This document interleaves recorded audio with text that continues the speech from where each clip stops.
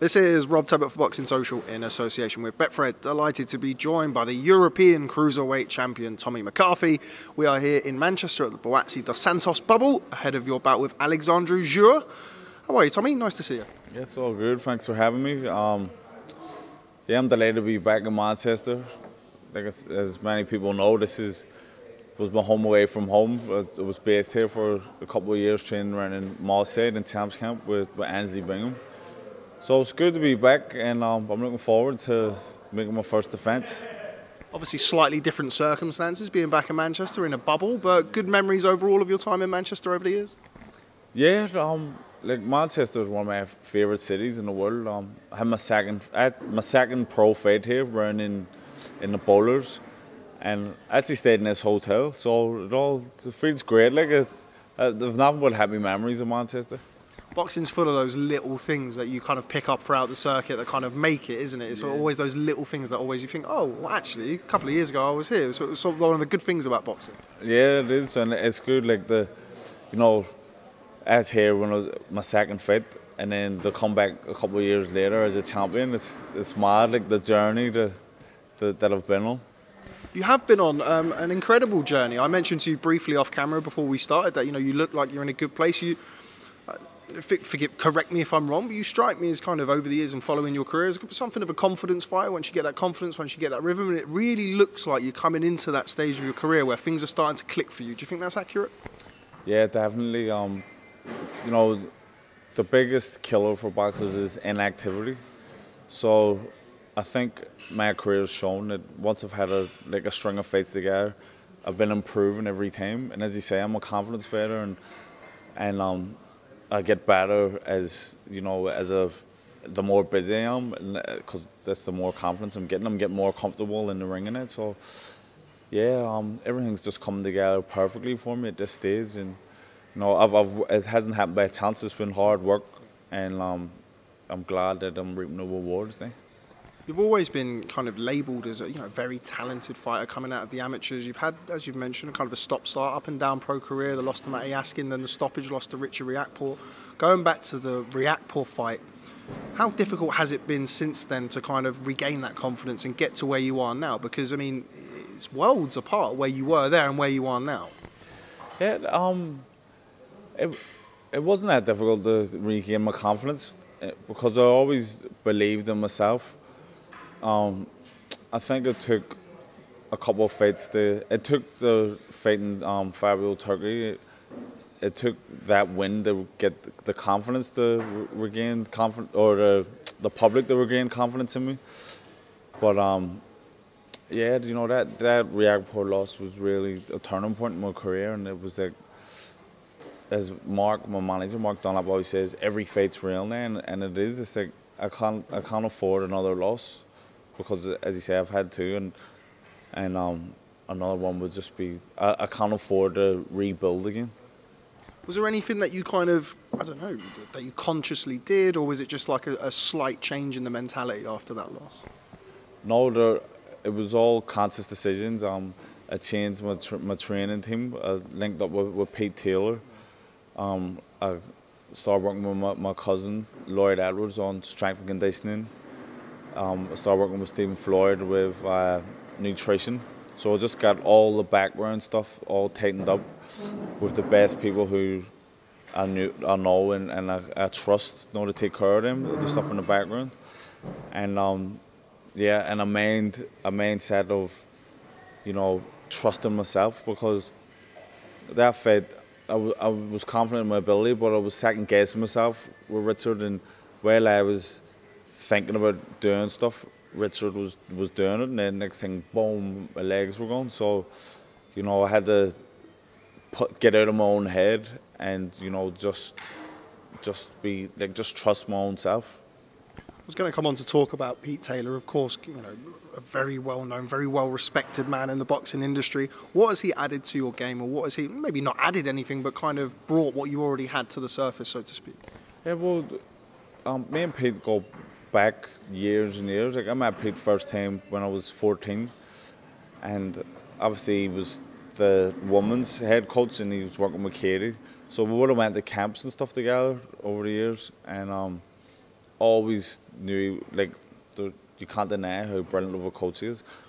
And when I seen Luke Keeler fighting in the field, like, his first, I saw him a few months before it. He was fighting a journeyman and he drew, was over 6 rounds. And then next thing he was fighting Conrad Cummings, who boxed unbelievable. I thought he beat Cummings, and then next thing he fought Luis Arias. And I texted Luke and says, "How are you the most improved fighter in the country?" And he wrote back, "Pete Taylor."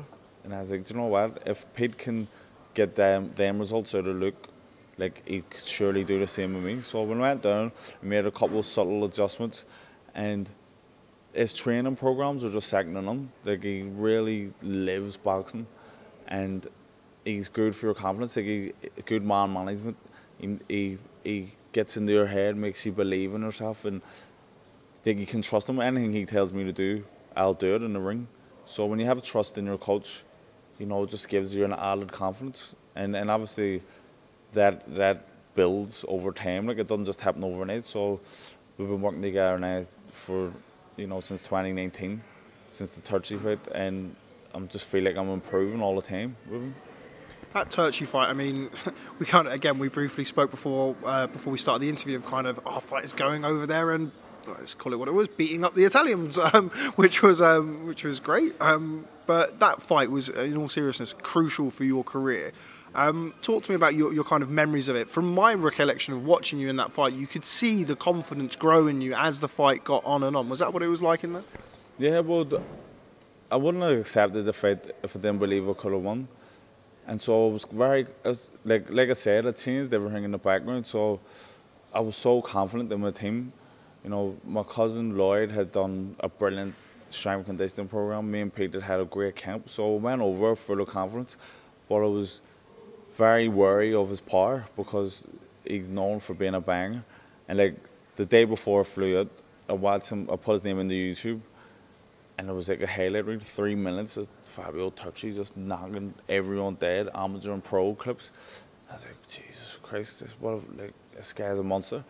So in the fight, the first round, the plan was just don't do anything stupid, move and have a look at him.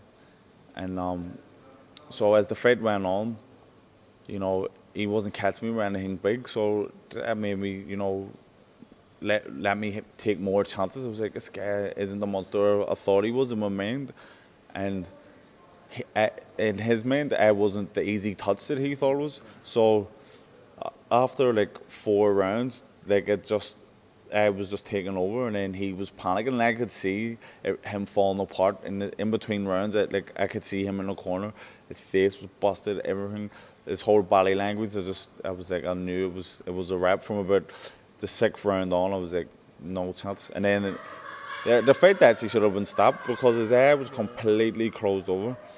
But you know, he has heart like most fighters do, and he kept trying right till the very end. But that was a fight that I was make or break for me, because if I hadn't lost that would have been 2 big fights lost in the same year. Like I would have struggled to come back from it. So, you know, thankfully everything worked out for me.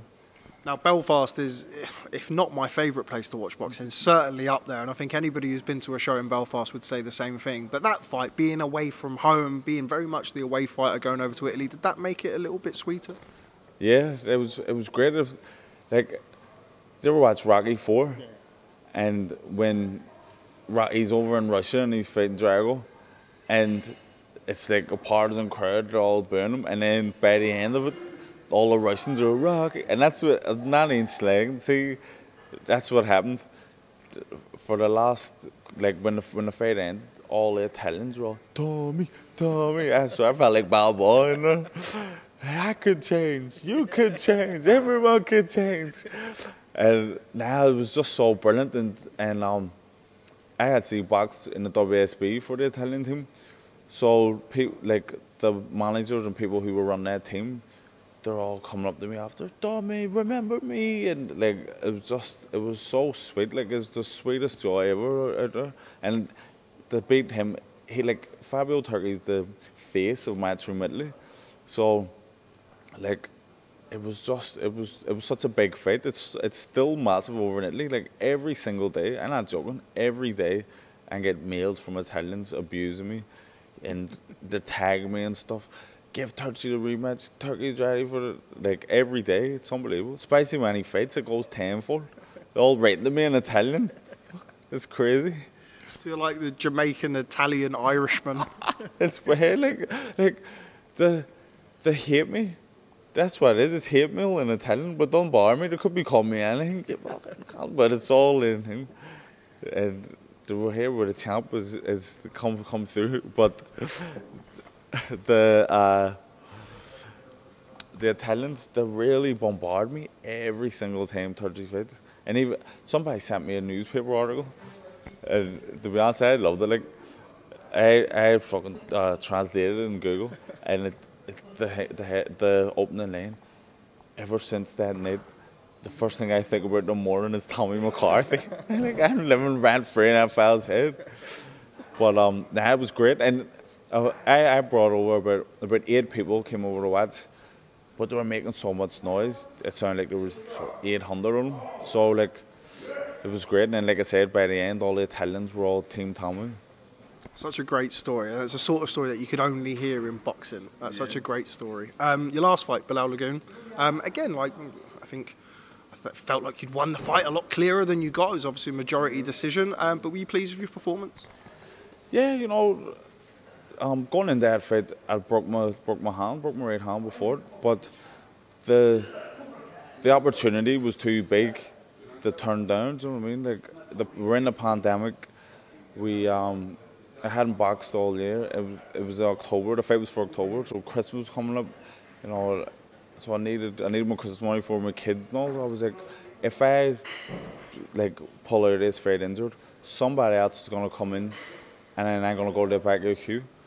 So, like, if my hand had been hanging off, it didn't matter. I was going in that fight, and me and Pete, you know, we just wrapped it up and kept it shy from my manager, because my manager would have pulled me out straight away. And so I was delighted that I'd won a European title with one hand, but I know that I'm better in it. But I was just so glad to win it. Like, to win a European title is so major, and against Bilal Lagoon, who, you know, I was actually in talks about fighting him a couple of years before it, and he's a major guy who was number 7 in the world at the time. So it was such a big win, and it made me, you know, where I am now, ranked highly with the governing bodies. Getting that European title, considering what you've been through as amateur and pro, the ups and downs, how sweet was that to get your hands on the European title? It was great. Like, you know, when, like you say, I felt like I'd won it clearly, but then when they said a majority decision, I was like, oh my God, I'm going to get a draw here. Because they called it, the first fight was a draw, and then they called it the other 2 things. So when they called it out, it was such a big thing of relief. And then almost our ball in the ring, I was like, you know, this is just great. But I held it together. But it was just, you know, it's been such a mad journey, and it's like a journey of friggin' vindication, because, like you say, when I turned pro, it was high hopes, and everyone was expecting me to do big things. And then I went through like a dry patch, had them a couple of losses.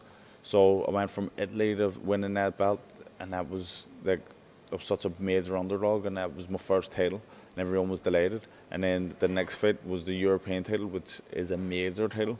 So I was just like on top of the world. So that's why, you know, I wanted to fight for a world title straight out there. It was like international, European, world. Like, I would have loved to have that back to back to back, but here we are making a defence. Yeah, and particularly in COVID times, it's not the opportunities, or every opportunity is not necessarily available. I think you've done pretty well in your last couple of fights. What next for you though? Obviously, all being well, and you come past Shura this weekend. The Richard Riakporhe rematch is available. He's now vacated the British title. I'm sure he'd like to get his hands on the European title. Chris Billam-Smith, Commonwealth champion, who's also been calling your name every other day, it seems like this week. What fight would you like next? Any one of them. It don't matter. Like, obviously, the Riakporhe one, because I want to right that wrong. You know, that's a blemish on my record. I would love to fix that up. And Chris Billam-Smith, as you said, he hadn't shut up about me. So I would love to just bash him up so he was just to put him back in his box. But like you say, I have to concentrate on Saturday night. Like I'm not even going on to it now because I'm just getting bombarded with messages about all our things. So I need to concentrate because the guys coming over here, the away fighters, they've been getting upsets. Even like Bill Smith, he spent his whole fight week talking about me, and he went in and got bashed up. And so you can't let them in. You have to concentrate on the task at hand. When stuff like that happens, we've seen Mauricio Lara come over and beat Josh Warrington. We saw James Tennyson, of course, beaten by Straffon last week or a couple of weeks ago. Does that just really make you laser in and gives you that extra focus as the champion to not take your eye off the ball? Yeah, because there was so much, what everyone was talking about beyond that fight. Like, if James had won that, then next thing he was going to be challenging for one of the major world titles. Like, he was fighting for an AWO title. So, like, he took a day off the ball slightly. Lara and Warrington, like, they were kind of looking at that as like a warm-up fight before bringing things. Took a day off the ball. Even Bill Smith, he was talking about fighting me, and then he went in and your man punched the head at him, and he just looked stupid then after. Like, so you need to just concentrate on what's in front of you, and then see what happens after. You can, because the lads are showing it that they're coming here to change their careers. I've done it myself. Like, I went to Italy to change my career. Turkey was looking at me as just like a wee thing, and then he was going to go on for push for a world title if he'd have beat me. And I upset the whole thing, and now he's on the rebuild. And like I said, I've had the rebuild twice. I do not want to do it again. Now, I appreciate all of that, but it is my job to talk about the future as well. What would it mean to you to bring a big show back to Belfast? I've already mentioned in this interview, I mean, there really is no place, certainly on these shores or in the UK, to watch a fight like Belfast, that brilliant atmosphere. What would it mean to you to take that European title and make a defence back there? It would be, a dream come true. And obviously, like I said, we're concentrating again, but I have these thoughts and these are ambitions. Yeah, so, Frampton would say this week, I'm the guy who, I'm the Belfast last hope to bring big time boxing back home. And, Frampton's, they're big boots to fill. I think he's maybe a size 3, I'm a size 12, like, so I'm ready to fill them boots. And, yeah, it would just be unbelievable, and to have it for a world title would be even greater. Like, to win a world title in your own hometown, and I would be Ireland's first black world champion. Like, that's a bit of history that I always wanted to make as a kid growing up. And the current climate, the way race is so big in the media now, like, it would be a great time for Ireland to have its first black world champion too. So all those things are all obviously big dreams and hopes, but touch wood, it can happen. Just finally, before I let you go, we're talking about kind of reaching that world level and that world stage. Britain, of course, has a new world champion at cruiserweight. Lawrence Okolie beat Krzysztof Gravatsky in a very good performance not too long ago. What did you make of his win? Yeah, I thought that's his best performance I've seen him. Like I've said in the past, like, his style, he had an ugly style but effective. But he actually boxed brilliant there for it. That's all. I can't even like say anything bad about it. It was good, and that's like a fight that I think could easily be made. Because he's Matchroom, and me here on Matchroom. Like, Eddie can make that fight, and it would be so big. I think Ireland v England, Belfast v London, Jamaica v Nigeria. It's all the rivalries. So it would be a massive fight. So that's another thing I need to put the back of my mind, but it's something that I've thought of. You know what I mean? Yeah, of course. I mean, there's a difference between taking your eye off the ball and having things to work towards. We'll put that in the things to work towards in the dreams department. But Tommy McCarthy, this is the first time we've done this. Hopefully not the last. Really enjoyed speaking to you, and hopefully we can catch up with you soon on Boxing Social. Thanks very much. Thank you very much. And can I just shout out my sponsors quickly? Or of course you can. Yeah, of course. So I want to thank Peak Physique, Northern Property, Lux Interiors, The Suffolk Inn, Aircore, O'Neill's Funeral Directors, Mulholland Law, and EJC Contracts. Thanks for all the support, and I won't let this down, lads. Big up the sponsors. Thanks very much for speaking to Boxing Social. Thanks very much. That was great.